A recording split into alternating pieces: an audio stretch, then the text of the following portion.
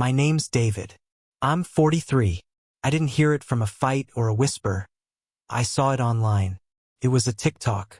Vertical frame, messy bedroom lighting, Jaden's voice smug as always. He's not my dad. Just some loser trying to act like one. The words weren't screamed. They didn't need to be. One sentence. Sharp, effortless. Said like it didn't carry weight, like it wasn't meant to gut someone. And that made it worse. The laughter in the background? That was the applause. Hundreds of likes. Dozens of comments. Cry-laugh emojis. And not a single one defending me.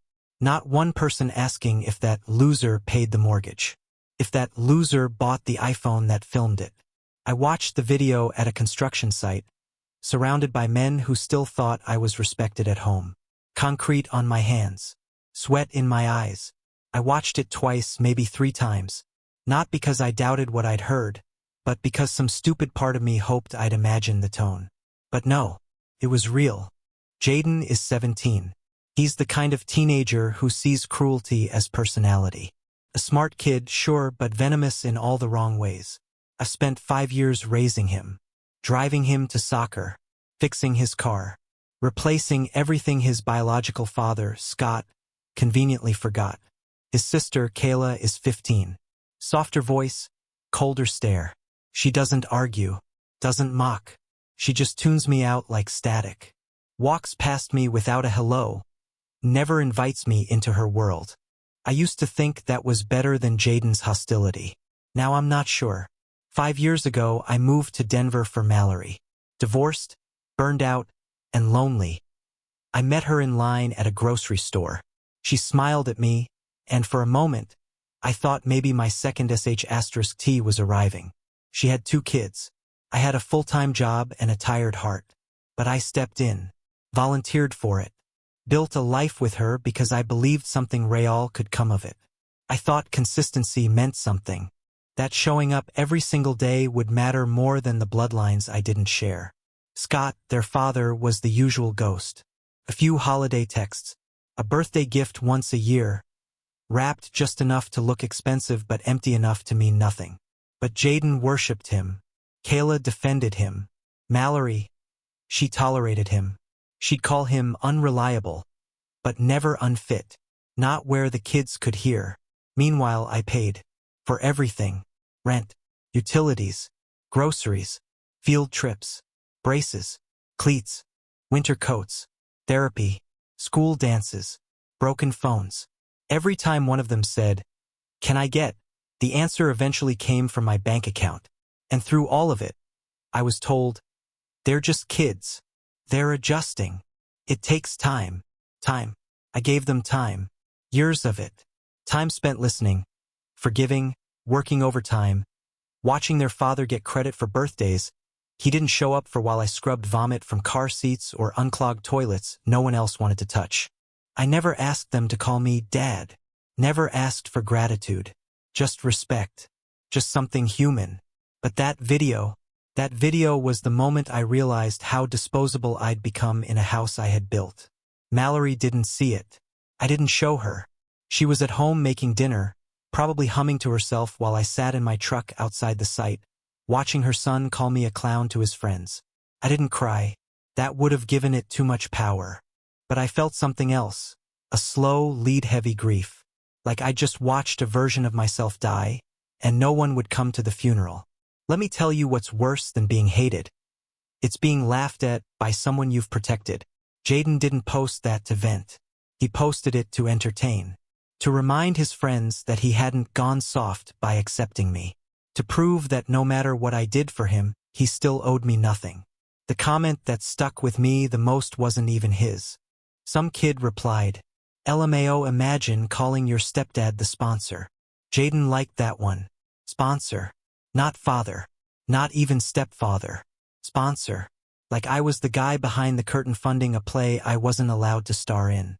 There are words that land harder than slurs. Words that slide in quietly and stay there, rotting under your ribs. That one was mine. I didn't say anything at dinner. Couldn't. Not without letting the whole house know how easy it was to humiliate me.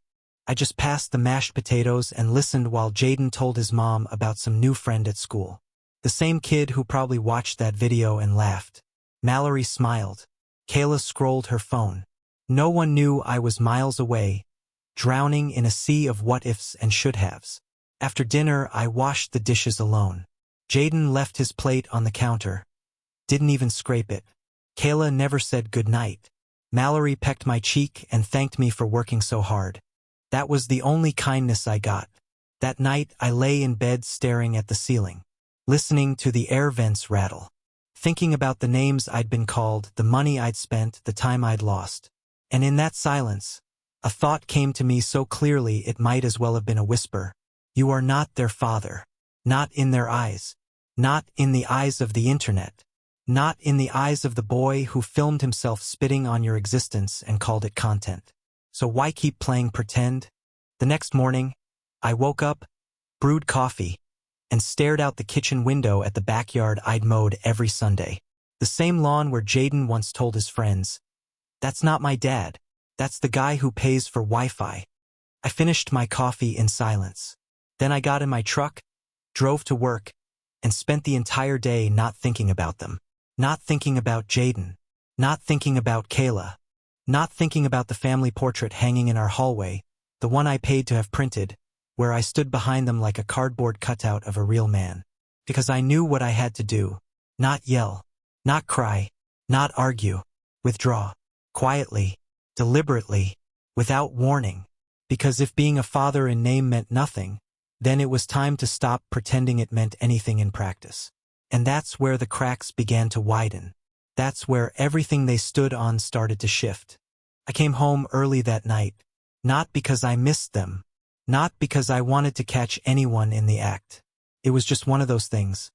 Job site wrapped up ahead of schedule, rain was coming in, and I was tired of pretending I belonged anywhere else but behind a locked door. The house was too loud before I even parked. Bass thumped through the walls like a second heartbeat. Cars lined the curb. Someone had left the garage half open, probably Jaden, the same kid who once told me, "Don't wait up," as if I were some hotel concierge and not the man footing the light bill. I didn't text Mallory. She'd mentioned a small hangout earlier in the week. Just a few friends, she'd said. Nothing crazy. So I stepped inside, quietly. No yelling, no drama, just watched. The living room was crowded. Teenagers everywhere.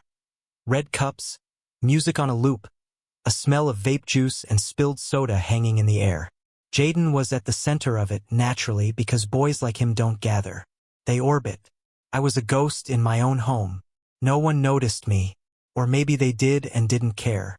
Either way, I stood there and listened. He was holding an old photo, one of the framed ones from the hallway. I recognized it immediately. A beach sh*T from 3 summers ago. Mallory in sunglasses, Kayla knee-deep in the surf, Jaden mid-laugh, and me, standing behind them, arms crossed, forgotten even in the composition. He raised the frame and grinned like a showman. "This guy," he said, tapping the glass. "That's not my dad. That's the sponsor." Laughter. Not just from one kid. All of them. The word again. Sponsor. Said like a slur. Said like a punchline. And still no one saw me. So I turned around. Walked out. Didn't slam the door. Didn't call his name. Didn't make a speech. I got in my truck and sat there in the dark. Hands on the wheel. Watching the house through the windshield. The lights blurred behind the glass. Distorted by the condensation building from my breath. Could have marched in. Could have yelled. Could have shut it all down. Instead, I thought about the photo. How I had to beg them all to pose. How I'd paid for the vacation. How Mallory had told me afterward. That was the first time in years they really smiled. How I had believed her. I stayed in the truck for 3 hours. Let the party die down on its own. Let the silence settle again like dust over a tomb. And the next morning I got to work. Mallory was gone, yoga class. Kayla still asleep. Jaden, too, probably hung over on Red Bull and ego. I opened my laptop, changed the Wi-Fi password. Then I walked into Jaden's room and pulled his PlayStation from the shelf. He didn't lock it. Never expected to be held accountable. That's the problem with being raised by ghosts. You don't expect gravity until it pulls you under. I wiped the console clean, listed it online, sold it within hours, took the cash, walked to the nearest shelter, and handed it over with a smile. Next, the closet. Every hoodie, every pair of sneakers, every piece of tech I'd bought him over the last 5 years boxed up. AirPods, shoes, branded jackets, headphones, even the damn LED light strips. Anything I'd purchased went into the box. I labeled it with Mallory's name, not Jaden's, because she let it happen, because she looked the other way every time he rolled his eyes at me, because her silence gave him permission. Then I mailed it to our own address. Let them open their own reckoning. I didn't tell her. Not yet. Let the day roll on in peace. Let the sun set like nothing had changed. But everything had. I cooked dinner like usual that night. Set the table. Waited. Jaden came in first, eyes still foggy from sleep. Kayla followed, earbuds in. Mallory arrived last, yoga mat under one arm, already scrolling her phone. Then it started. Wi-Fi's down, Jaden said, not even looking at me. I sipped my water. Changed the password. That got his attention. What? Why? I didn't answer. Just pointed to the box by the front door. Mallory spotted it first. David, what's this? Everything I ever bought him, I said, calm as you please. I figured it should be in one place. Makes it easier to pretend I never existed. Jaden opened the box, pulling out one item after another. His life in reverse. His sneakers. His headset. His new phone case. His sweatshirt from last Christmas. What the hell is this? He asked, voice starting to crack. I met his eyes. A loser doesn't deliver luxury. That's what you said, right? Mallory stepped in. David, what are you doing? What he asked me to, I replied. I'm stepping out of the role. I'm just the sponsor, remember? Jaden's face went red. It was just a video. Jesus, I was kidding. No, Jaden. You were honest. For the first time, you said what you meant. I'm not your dad. I never was. So now you get to live like it. Kayla looked up from her phone, suddenly aware that something had shifted, that her silence might not protect her this time. Mallory looked stunned, maybe even hurt, but not surprised. No, she'd seen it coming. She just hoped I'd keep playing along. I cleaned up dinner that night without help. No one spoke to me. No one offered a hand. That was fine, because I was done being useful to people who only saw me as a wallet with a heartbeat. It didn't take long for the silence to break. By morning, the house was electric. Not from energy, but panic. The Wi-Fi was gone. Jaden's room looked like a robbery scene. The console gone. The shelves half empty. His things rearranged into absence. The kind of absence that finally makes you notice what you used to take for granted. I was making coffee when Mallory's voice hit me from the hallway. David, what the hell did you do? I didn't answer right away. I stirred my cup, watched the steam rise like a signal from a battlefield. I restored balance, I finally said. She followed me into the kitchen, barefoot, still in her robe. Her phone was in her hand, shaking slightly, the same phone I paid for every month. Jaden's saying you sold his stuff. That you... She stopped mid-sentence, eyes wide. You didn't, did you? I did, I said. And I donated the money. Someone else needed it more. Her mouth fell open. You can't, he's a kid. How could you do that? I met her eyes. Calm, steady. He's not my kid. He made that clear. The silence that followed was thicker than guilt. You could feel it cling to the walls, settle into the corners. I didn't flinch. I was past flinching. Jaden appeared a few minutes later, storming down the stairs like a soldier heading to war. Shirt half on, phone in hand. You seriously changed the Wi-Fi? Sold my PlayStation? Are you out of your mind? I turned, mug in hand. You'll live. He scoffed, trying to smile through his own disbelief. You can't just take my stuff. Wrong again, I said. I didn't take it. I stopped paying for it. Mallory stepped between us. David, enough. This is ridiculous. You're acting like a child. I laughed, softly. No, Mallory. I'm acting like a man who finally listened to what your son said. Jaden's jaw tightened. You're blowing this out of proportion. Maybe, I said. But that's the thing about proportion. It changes when you're the one paying for everything. He looked at his mom, desperate for rescue. She said nothing, just crossed her arms and stared at me like I'd become the villain in a story she'd written years ago. I'm done, I told them. Done pretending. Done paying. Done being disrespected by people who eat food I buy and sleep under a roof I built. Mallory's voice dropped, quieter now. You don't mean that. I do. And I did. That day I started pulling back the rest. One piece at a time. First, the streaming subscriptions. Gone. Then the car insurance on Jaden's old sedan. His phone plan canceled by noon. Every account that had my name attached to his comfort got erased. By dinner, the house felt like it had been drained of color. Jaden sat at the table without his phone, staring at his plate as though the food might bite him. Kayla ate quietly, eyes darting between us, afraid to breathe too loud. Mallory didn't cook. She just sat across from me, searching for words that wouldn't come. Maybe she realized that all those years of quiet tolerance had finally cost her the one man who stayed. She broke the silence first. What are you doing, David? Teaching economics, I said. Actions have costs. Words have consequences. Jaden slammed his fork down. Oh my God, you're insane. It was just a joke. I met his eyes. Then laugh. He didn't. He just looked away. After dinner, I went upstairs and closed the office door. They stayed downstairs, whispering. I heard fragments. Can he even do that? We'll talk to him tomorrow. He'll calm down. But I didn't calm down. Because this wasn't anger. It was clarity. For years, I'd been financing their contempt. Every paycheck was a peace treaty.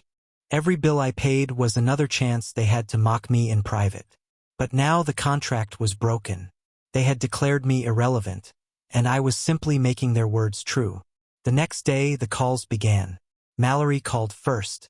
David, please, she said, her voice thin and trembling. Jaden can't connect to his online classes. He needs Wi-Fi for school. I took a sip of my coffee. Then he can ask his father. Her breath caught. Scott won't. That's not my problem, I said. Your son wanted authenticity. Let him live it. There was silence. Then the faint sound of her crying before the line cut. Later, Jaden texted me. You seriously took away the internet? How am I supposed to do my homework? You're ruining my life. I didn't respond. I let the bubbles stop blinking on his screen. Let him feel what it's like to talk into a void. The following week was quiet. Too quiet. The silence of a house that used to buzz with Wi-Fi and background music and doors slamming. Now it sounded like what it always should have been. Still, I noticed things then. The dishes piled up faster. The fridge stayed empty longer. The air felt heavier, like the house itself was holding its breath. Jaden started walking to school. Kayla borrowed her friend's tablet for homework. Mallory worked late, though I suspected she just didn't want to come home. By Friday, I saw the first sign of change. Jaden at the kitchen counter, phone turned off, staring at a printed job application. I didn't say a word, just walked past him, grabbed my keys and left. Because if I'd spoken, I might have ruined the moment. The first honest consequence he'd ever faced. That weekend, Mallory tried again. We can't live like this, she said. You're punishing everyone. I nodded. I know. Then stop. I already did, I said. I stopped playing dad. The rest is just gravity. She looked at me then, really looked. I think she saw, for the first time, the exhaustion behind my calm. The years of humiliation folded neatly into my silence. Maybe she even felt a flicker of guilt. But guilt doesn't rebuild anything. It just lingers, like smoke after the fire's gone cold. By Monday, Jaden had a job part-time coffee shop. Minimum wage. His first paycheck didn't even cover his car gas. He stopped sneering, stopped joking. Sometimes, when I'd come home late, I'd see him at the table doing homework by candlelight because the power had gone out in his room. His bill, not mine. He never asked for help. Not out loud. But his silence had changed. It wasn't defiance anymore. It was understanding. Scott never showed up. Not once. Not even a text. And Mallory? She stopped defending him. But she didn't apologize either. Maybe she thought this would all pass. That I'd eventually reset the balance, turn everything back on, resume the play. But I didn't. Because once you step out of a role that never fit, you don't crawl back into costume. The house began to show its cracks. Literally. Payments missed. Subscriptions gone. Mallory's credit card declined at the grocery store. They had always lived in a comfort that came from my shadow. Now that the shadow was gone, they saw the sun for what it was. Harsh, unfiltered, unforgiving. Weeks passed. Slowly, quietly, beautifully. Jaden still went to work. Kayla learned how to cook. Mallory stopped buying wine. I started sleeping again, really sleeping. Deep, heavy, guiltless sleep. One evening, I came home to find Jaden sitting on the porch. Alone. Hoodie pulled over his head. Elbows on his knees. He didn't look at me when I parked. Didn't speak until I reached the door. "You really meant it, huh?" he said softly. "Yes." He nodded once. "Guess I deserved it." I didn't answer, because forgiveness isn't always verbal. Sometimes, it's just the decision not to destroy what's already broken. He stood up, shoved his hands in his pockets, and went inside. Mallory watched from the window, tears in her eyes. Maybe pride, maybe regret. I didn't ask. That night, as the house slept, I sat in the quiet and realized something simple. Peace doesn't arrive with music or laughter or family dinners. It arrives like snowfall, silent, gradual, covering everything that used to burn. They had called me a loser, but now, stripped of their noise and dependence, I felt like the only one who had actually won. I moved out on a Thursday. No fight, no threat, no bags thrown onto the lawn. Just a note on the counter, keys beside it, and the silence of someone who meant every word he didn't say. I didn't leave them in debt. I paid the last month of rent, settled the utilities, left food in the fridge. But I took my name off the lease, off the phone plan, off everything. I rented a small apartment on the other side of town. 1 bedroom, no backyard, no photos on the wall. The kind of place where you can hear the hum of your own breath and no one asks you to turn it down. It was clean, mine, quiet. The first night, I sat on the floor, takeout in one hand, a beer in the other, and just existed. No slamming doors. No teenage laughter behind walls I paid for. No wife telling me, "They don't mean it." Just a man, a room, and a kind of stillness that felt like absolution. Mallory didn't call that night. She didn't call the next day either. But I knew she would. People like her always think distance is temporary. That the man who stayed too long will come back when the storm passes. But I wasn't waiting anymore. I was done being patient in a house built on borrowed loyalty. Jaden posted another video a week later. This one was different. No jokes. No friends in the background. Just him.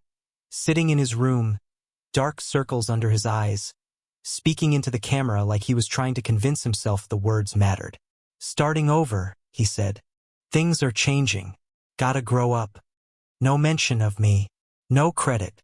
No apology. That was fine, because I hadn't left to be acknowledged. I left to stop being erased. A few days later, Mallory texted, "He gets it now. He regrets it." I stared at the message.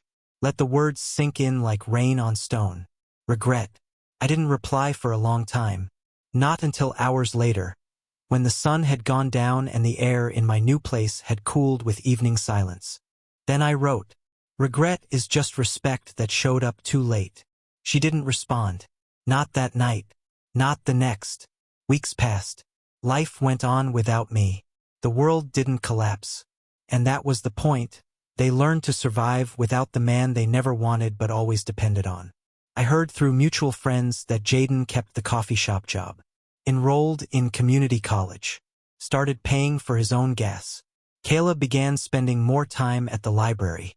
Mallory started using coupons, something she'd once laughed at. They were adapting. But adaptation isn't redemption. It's just necessity. One afternoon, I got a knock on my apartment door. I opened it to find Jaden standing there, hands in his jacket pockets, older somehow. Not by age but by wear. Like life had finally scraped against him hard enough to leave a mark. "Hey," he said. I didn't move, didn't invite him in, just waited. "I wanted to say thanks," he said, "for everything. I didn't get it before, but I do now." I nodded once. "Good. I was a jerk. Worse than that. I said stuff I can't take back." "You did," I said. "And you can't." He swallowed. "I just thought maybe we could talk. Start over." I stepped outside, closed the door behind me, and leaned against the frame. "Why?" He blinked. "I don't know. Just feels wrong. Like I burned something that mattered."